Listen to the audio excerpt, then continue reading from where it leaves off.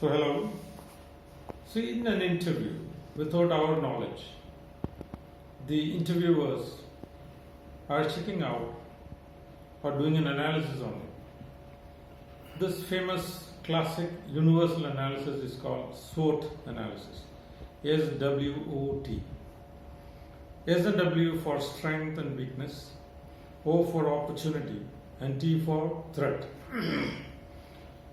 Now, the idea why this is such an important analysis is the inherent strengths of an individual decides the success or failure in any job or career, even more than his contextual knowledge or expertise.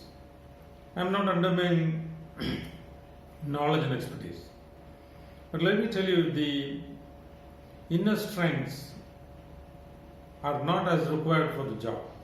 There is no point. Say, for example, a policeman could be a great martial artist, but if he doesn't have the inner strength, the determination, and the dedication to get things done, his martial arts skills are of no use to the police service. So, in every single interview, there is this analysis of SWOT: strength, weakness, opportunity, and threat. Let's check out how to handle these questions. The series of questions which are trying to analyze your SWOT in an interview context. Screen, please. Okay. You can see the SWOT on screen. Let's start with strengths. For each job, there are certain strengths that the interviewers look for. We have already mentioned the police service, where courage, determination, risk-taking ability are of deadly importance.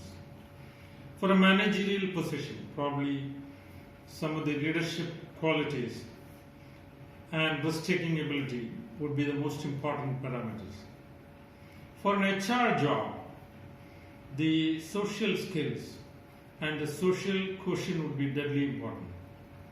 So, the strengths of the individual should match the strengths that are required for the job context. So, understanding the job context, you have to answer this question correctly. If you are asked to do a SWOT analysis on yourself, handle this carefully. Please note, these strengths are internal. You should not talk about strength, external strength, like my friend is my strength. That would be absurd. Okay? On the other side, weaknesses. See, there are some individuals who would like to project an image that they don't have any weaknesses. That would be rather absurd, because every interviewer knows that every individual has a weakness or number of weaknesses. So when they try to probe your weaknesses, you must make sure that those weaknesses that you spell out should not undermine your chance of getting selected. For example, in an HR job, if you say your weakness is that you take some time to make friends, this is an immediate reject, because the job is in HR. So if you take time to socialize, you are not fit for an HR job. So the weaknesses have to be carefully chosen so that it doesn't nullify your chance of getting selected. So for an HR job, what are the kind of weaknesses that you can admit? One of the weaknesses would be that you have a little more of empathy, in the sense if a colleague or a peer loses a dear one, you would feel his depression, so much that you may also be depressed a little.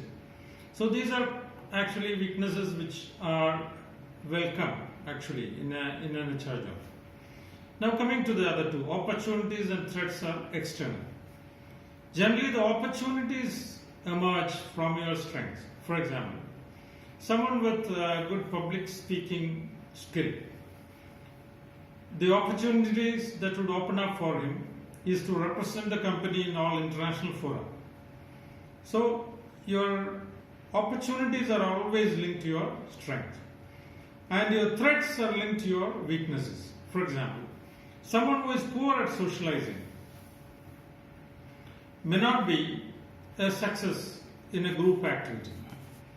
He cannot be a team player or a team leader. So, your weaknesses lead to threats in your life and career. Your strengths lead to opportunities in your life and career. This is true with your personal life also. Let me try to apply this to your personal life. Back to me.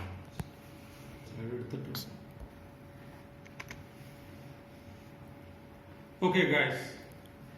Companies also do SWOT analysis. See, for a company, what are the strengths? For some companies, R&D is strength. For some others, a big channel network is their strength. They also look at their weaknesses. For some companies, the weakness may be lack of financial buffers. They operate on a shoestring budget. So they consider all this in deciding the opportunities and threats for a company. Back to me. Okay, guys. So what you have to do is, in an interview, whether they ask you or not, you have to do a SWOT analysis on yourself. Generally in interviews, they would like to understand your SWOT. But depending on the kind of interviewers that you have, some may be rather informal. Some may not apply theoretical concepts to interviews. Some may go by their gut feeling or judgment. So it all depends. But then please note, in an interview, you should always have SWOT analysis in mind. You should highlight your strengths in such a manner that your strengths match the requirements of the job.